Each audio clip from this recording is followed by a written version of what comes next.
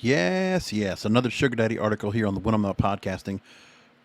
Went to an interesting site that I got pulled up here, worldcrunch.com. The story is sugar dating. When is getting paid for it, not prostitution. Or Rick Sanchez, who used to be here, a local TV anchor who was on CNN and works at a couple other places. He used to say, prostitution, right? We used to have a lot of that going on in Miami. Anyway, sugar dating, when is getting paid for it, not prostitution. Here's what the story says. In Argentina, dating apps, much like anywhere else around the world, they're a booming business. Some apps have been discreetly profiting from the pandemic months, offering a slightly shadier version of dating nicknamed sugar dating, which, if you've been any listener to this program, you know what this is. So let's move along. So, of course, it's not illegal. Everybody uses their own pseudonyms. People submit their age, a picture. While it may not be immediately clear on any sugar dating website, however, this is selling their love or affection. The idea is that it's happening a lot more that where it's not on sugar daddy websites. So it's not on Seeking, not on Sugar Daddy, if it's not on Sugar Babies, if it's not Sugar Daddy for All, or others like that. That's the whole idea. So one, they go to a couple different names, and you can tell that they're sugar dating. Here's one. One user named Mary Lupita 23 wears tight jeans that will show off her curves. The text on her profile is succinct. I'm sick of hysterical wankers. I want someone who understands everything and will be generous. I have everything to give, end quote. There's also Santiago 18, a self-professed toy boy, who writes, I'm a teenager with a very daring personality and good vibes, looking for a sugar mommy who will spoil me, end quote. And in contrast with other dating apps, people who do not upload Instagrammable pictures of their travels, dinners, or pets, it's always selfie pictures, though you can also ask for private pics. Now, there's one website that is asked about. Sugar Daddies, the world's biggest sugar dating website on sugar daddies' popularity in Argentina, actually. The question was asked about what it meant for feminism and whether or not it was just glorified online prostitution. So Sugar Daters has 4,000 users. It's not the only such website operating in Argentina. More than 6% of its profiles are young women or sugar babies with an average age of 22. Just under 30% are toy boys. Interesting. Interesting in Argentina. You have also an accumulation of boys that are looking for sugar mamas. Very interesting. 4% are sugar daddies or men in their 30s willing to be generous. And 2% are sugar mommies. So again, you have this 60% of women going after a 4% ratio of 4,000 users. And the 30% is going after the 2%. The needle in the haystack, if you will.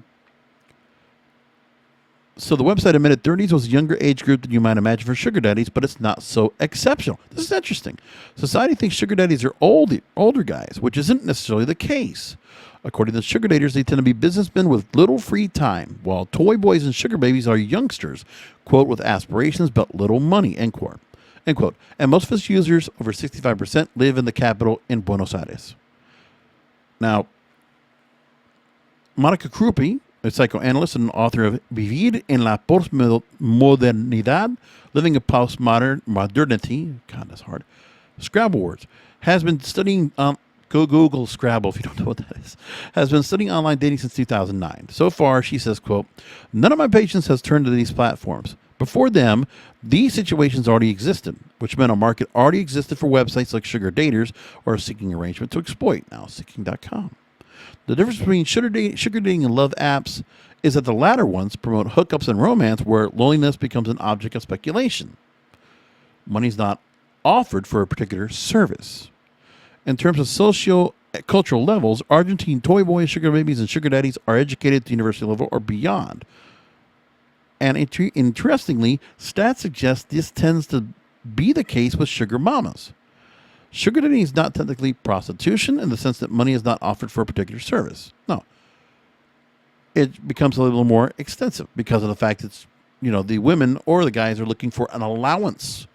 So, again, the same idea as Pretty Woman in a much glorified sense, right?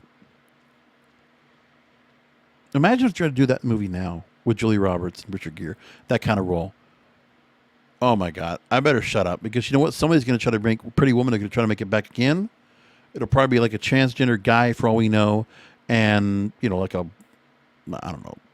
It'll be some other person of color. It'll be something that will check all the boxes, I'm sure. So anyway, back to the story. So there's usually an element of financial support that's integral to the relationship. There's an emotional connection and expectations that are absent in prostitution.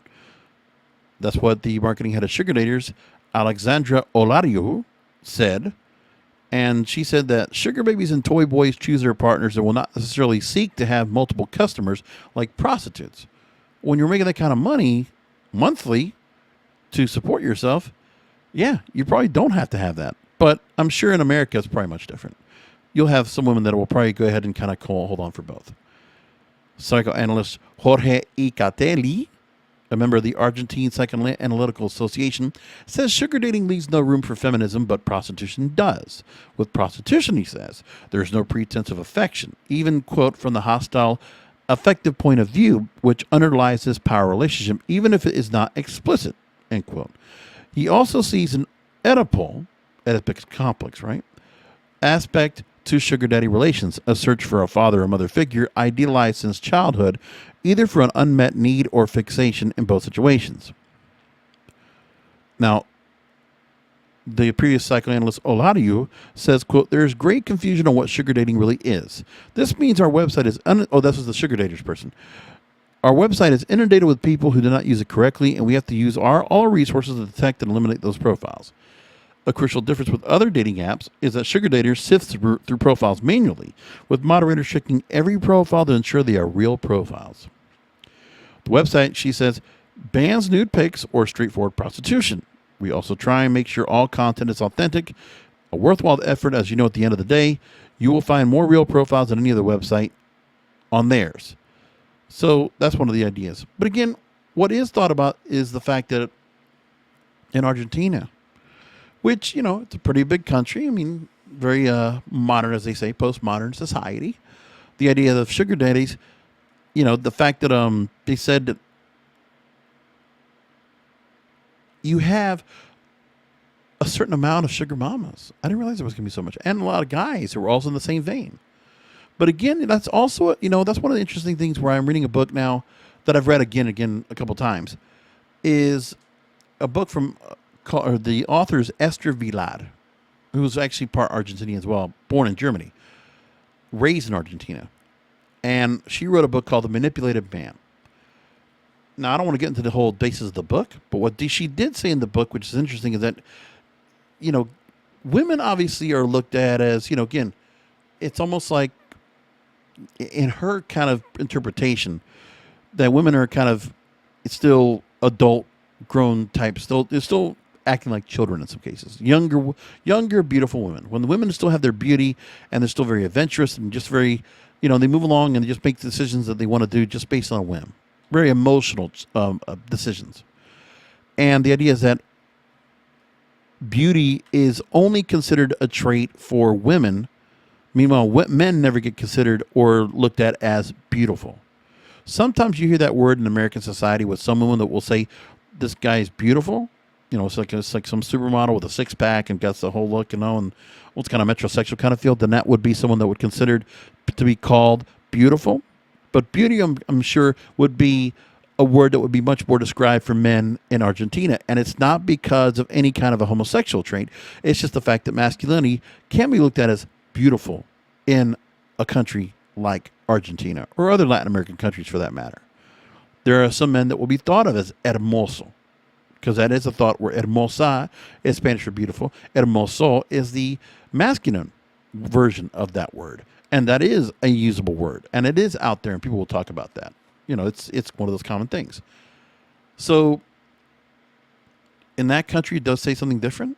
But again, you look at where we are, it's very much in the same vein where we have in the U.S., where, a lot of women are usually, again, it is, the reason it's being done is because, they are, part of it is the initiative that, women are beautiful and shouldn't have to work so hard and shouldn't have to go through the trouble of having to work a minimum wage job or have to earn a living or have to go and be working so hard through school The one thing is that a woman most likely will not be asked like a man to go into a trade, do plumbing or air conditioning or, construction, things like that.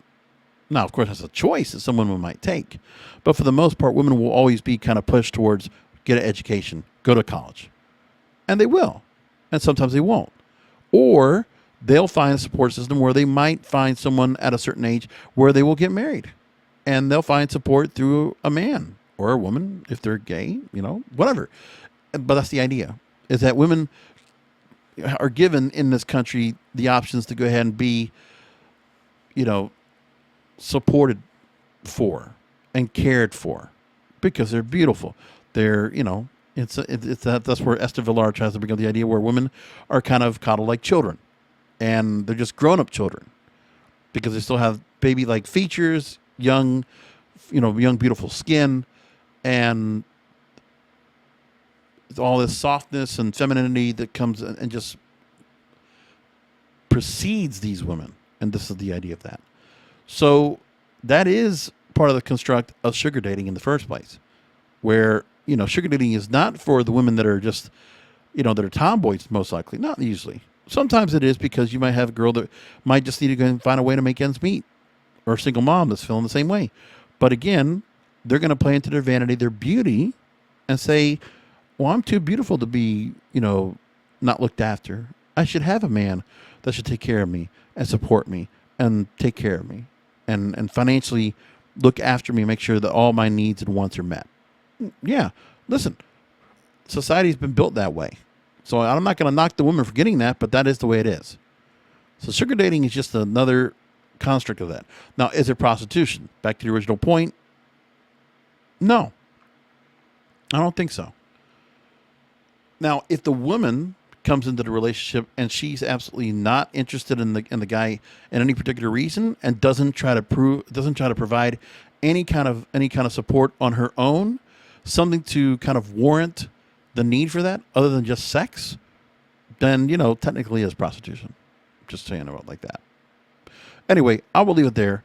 We'll obviously get back to this subject another time, but we'll do that at another time, and I'll talk to you soon.